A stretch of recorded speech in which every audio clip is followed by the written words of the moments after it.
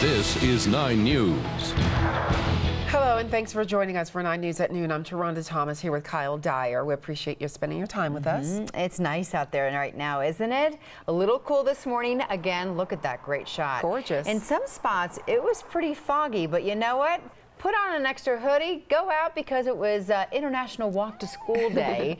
Looks like the kids didn't mind getting out there. And, you know, hopefully it won't be like yesterday when it rained on their way home. Oh, my goodness. There was a lot of rain on the way home. Now, up in the high country, much chillier. Hopefully the kiddos dress warmly up there. Look at the frost on Matt Renew's window. Wow. That looks like a painting. It sure does. It looks like a work of art. Wow. Well, meanwhile, the sun is out and shining in Boulder. Look at the Flatirons, a live look right now. We do have a warm weekend ahead, but you're not done with hump day yet. You got to get over the hump. So let's talk about today. Danielle's in the backyard. Danielle, are the kids going to have to dodge those raindrops on the way back from school today? You know what? Not around the Denver metro area. Okay. If you have kids maybe out there in Summit County or even south toward Colorado Springs, then you might find some rain showers, but around here it should be pretty dry. Certainly, though, those hoodies that you sent them off with, they won't need them by this afternoon as temperatures are starting to warm up, and we're really starting to see a lot more blue sky, not only around here, but up to the mountains as well. Look at this lovely shot, the Rocky Mountain National Park area. I love that you can see just that nice little coating up on the higher peaks of all of that snowfall that fell overnight. Still bright and blue downtown Denver, looking good, feeling good. You can see earlier this morning we did have a bit of fog kind of ushering its way through most of the Front Range. We're still pretty dry for now, but I am anticipating more of those rain showers moving in from the south, digging into southwestern Colorado and our central mountains as early as about 2-3 o'clock. You might even find a little bit of light snow again above timberline later on this evening, but by 8-9 o'clock most of the moisture shifts out of our state, and by 10 o'clock we're looking at mostly clear skies. Still, we're popping into the 50s out there in Greeley with a little bit of fog, 60s in downtown Denver, and we're starting to warm up in the foothills as well. So again, a bit more blue sky today, nice to see. I will be tracking a few storms in some spots, so we'll go through the futurecast together in just a bit. And then we've been talking about the weekend already. Yes, it might be hump day, but Saturday and Sunday are just around the corner, and it's going to start to feel like summertime back in action around here. That sun looks like it got brighter just in that 1 minute you were out there, so I believe you. Oh, I bet it feels good. All right, Thank you. See you in a bit. Well, in national news right now, teams in South Carolina are frantically trying to secure dams being tested by rising floodwaters. Columbia has been one of the areas that's hardest hit. National Guard choppers drop massive sandbags to try to plug some of the holes. Now on the ground, trucks and cranes are moving in. They're putting in rocks to fill in those cracks. For now, it seems to be working. There are more than half a dozen dams in that area in jeopardy right now. Families in some of the hardest hit neighborhoods are starting to clear away and clean up what they can. Locals think this will be a long recovery. Here in Denver, closing arguments started this morning in the trial of anti-gang activist Terrence Roberts. He is charged with attempted murder in the shooting of a gang member at a community event 2 years ago. 9 News reporter Melissa Blasius is live for us outside the courthouse in Denver. Hi, Melissa. Hi, Kyle. The prosecutors in this case say that Terrence Roberts shot the victim in the neck and in the heart area, and they say you don't do that unless you intend for someone to die. We expect that the jury will be getting this case to begin deliberating this afternoon. Roberts, who founded an anti-gang youth group called the Prodigal Son Initiative, took a stand in his own defense yesterday. He did not deny the shooting, but said he fired because he feared he was about to be attacked by gang members who were surrounding him. Today, prosecutors argued Roberts was not in imminent fear of his life because he spent time rooting around for gloves in the back of his car before he got his gun out. The man who was shot, Hassan Jones, now 24, was paralyzed. Jones refused to testify in the case last week. And now, again, the closing arguments are going on right now in the case. After that, we expect that this case to go to the jury this afternoon. We'll have updates later today on 9news.com and on TV on 9 News. All right, yeah, moving faster than they thought this end stage of the trial. Thank you so much, Melissa.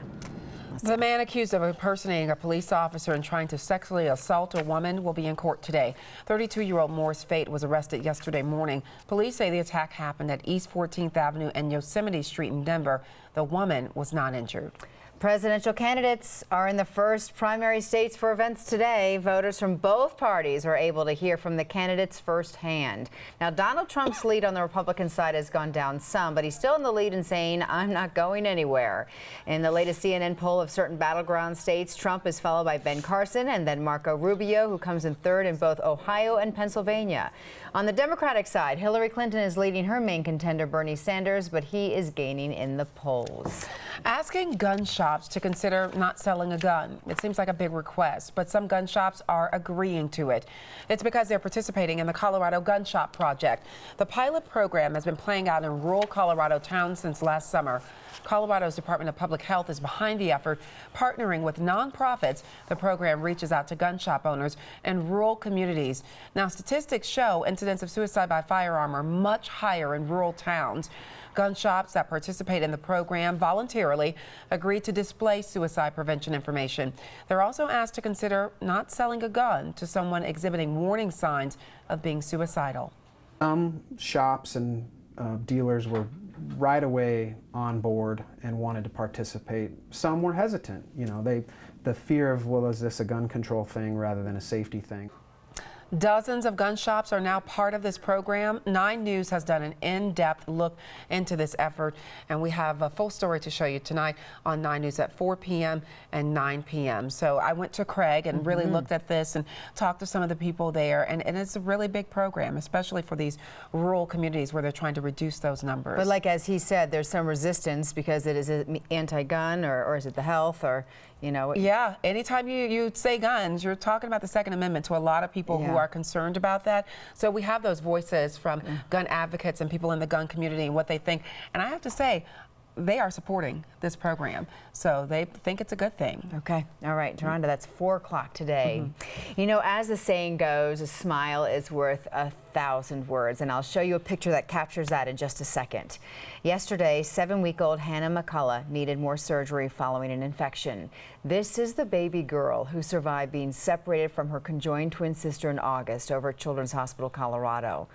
Well, look at this smile. Oh, my. Mom Amber posted this last night, and with the caption, "Look who's smiling again already." Amber tells me the CPAP device over Hannah's nose is now off, and she's only wearing oxygen cannulas in her nostrils, which Amber says makes it so much easier to pick her baby up and hold her. Amber thanks everyone for the well wishes, the prayers, and continued support. I can't believe that smile. Oh, baby Hannah. I Isn't love that it. wonderful? Oh, you brighten my day by showing me that. Too, me too. Okay, when Hannah gets older, you know, there's talks about, you know, when parents are too involved in their child's life. Helicopter parent is the term you've probably heard. I've been a little guilty of it. Right? It's natural to want to shield your kids from danger, but doctors warn new research shows shielding a child from all of life's complications could do more harm than good. How to let go of that pilot's license and let your kids fly. First, though, we're going to check out the heavy fog in Milliken. This was shot just a little while ago, earlier this morning, by 9 News photojournalist Adam Vance. With all that fog this morning, does that mean more storms are in the forecast? Danielle's going to tell us coming up. Hey there, welcome back everyone. Meteorologist Daniel Grant here in the 9 News backyard. Nice to finally see a little bit of sunshine out here, but certainly it was a foggy beginning to the day. In fact, our photojournalist Adam Vance captured this video out there in Johnstown where it was very difficult to see. They did have a dense fog advisory out there earlier this morning, which since has expired, and you can see that now conditions are improving out there quite a bit. We'll take a look at what's going on out there on our maps, and well, you'll notice that we do have some clearing going on out there in Greeley. Has improved over the past hour or so. They're now at about 2.5 miles visibility, with everyone else seeing plenty of sunshine. This is the view out there at UNC in Greeley with that blue starting to peek through. And also downtown Denver looking pretty well with just a few clouds sitting atop the city skyline. We're still cool in Greeley at 54, but temperatures warming up to the upper 60s in Sterling, low 70s out there in Nebraska. We're in the mid 60s around Denver, and then 50s up to the mountains for now. Right now DIA sitting at 66, winds out of the west southwest at 6 miles per hour. And on HD Doppler 9, still the eastern seaboard quieting down quite a bit. Nice that they get a break, they get a bit of sunshine, but we are looking at this persistent storm system that is positioned just to the south to the west, affecting parts of Arizona as well as New Mexico, and spinning all of that moisture up into our backyard, especially for the southwestern corner of the state. The San Juan's already looking at a little bit of light snowfall out there along the higher peaks. I think it's going to be right there around Timberline that we do see that accumulating snowfall, and accumulations shouldn't be all that much. The futurecast as we go throughout the rest of this afternoon, this evening, looking pretty good around Denver, the I-25 corridor north of the city. If you live out to the west, up to the mountains, certainly have a better shot at seeing a few showers. And even if you live further south in Teller, El Paso County, you guys have a good chance at seeing maybe a few light rain showers. Tomorrow morning, we'll kick off the day with some sunshine, a nice change up, but look at the afternoon. By 1, 2 o'clock, a front will move through, and that will bring us a few more clouds and also a chance for seeing just a couple of light showers. I don't imagine too much here in the Denver metro area, but certainly out to the foothills and possibly just to the east of town, folks will have a better shot at seeing a little bit of rain. Temps today back to low 70s. They should be feeling good. Temps right where they should be for this time of the year, even warmer off to the eastern plains.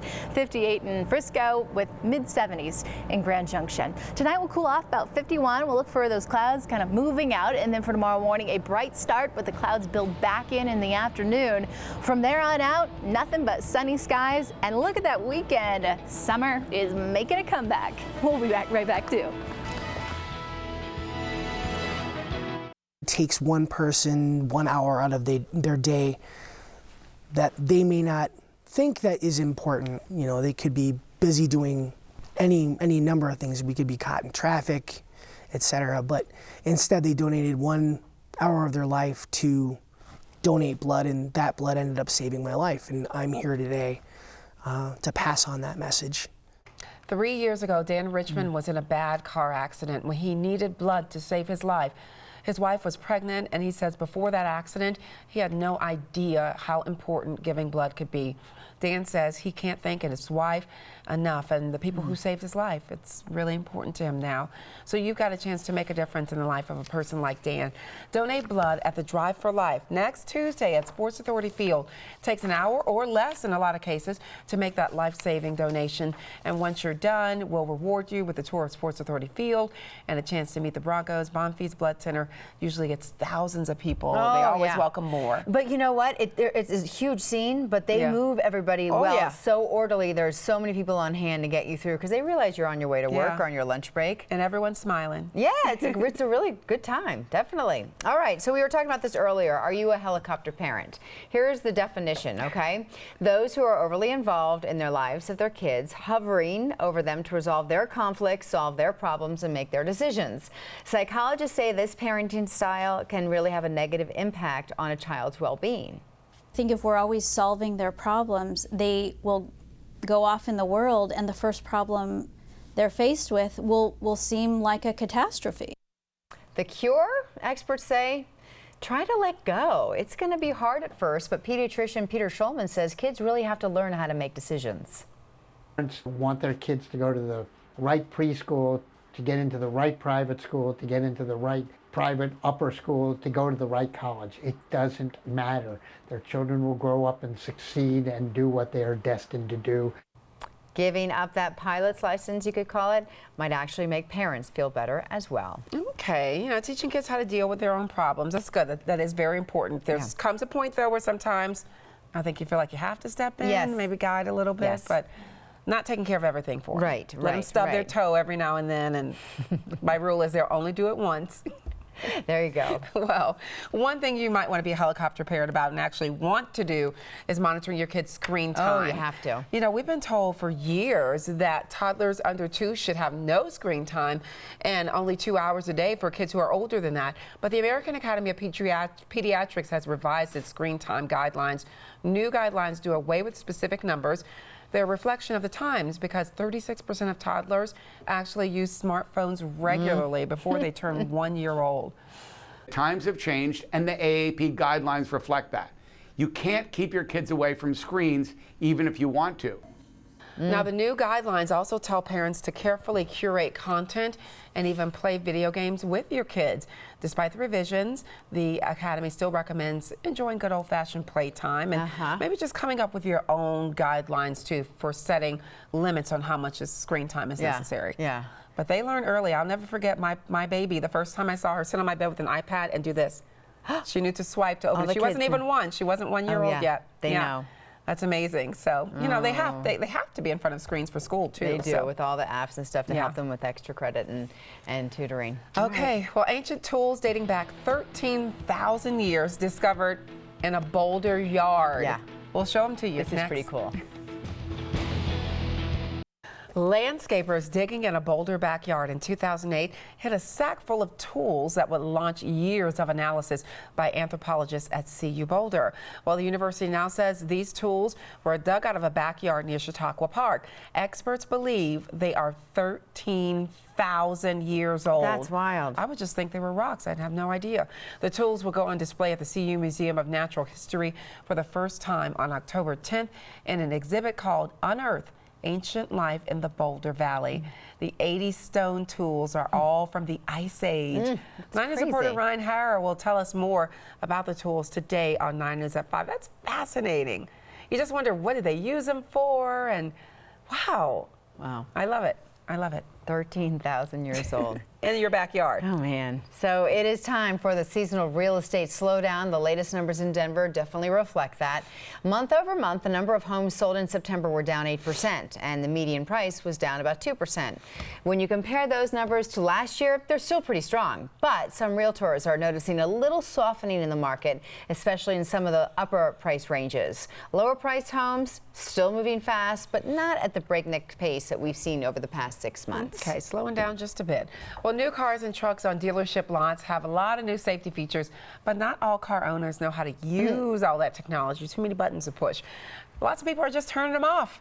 The National Safety Council has teamed up with the Department of Transportation to create mycardoeswhat.org. It's a website with demos on safety features too. The group says the least understood technology seems to be the adaptive cruise control that slows or speeds up a car in order to maintain a constant flowing distance. That is on somebody's car and they don't even know it.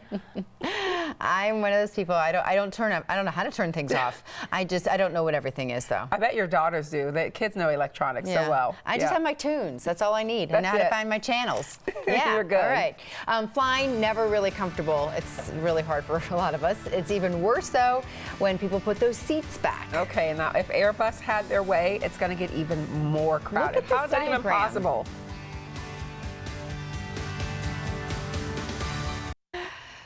Who likes being crammed into an airplane like a sardine? Me? No, I don't. No. Look at this. Look at this. Yeah, Airbus is revealing this idea to make airplane seating even worse. Yep, it gets worse. They're planning to stack flyers on top of each other.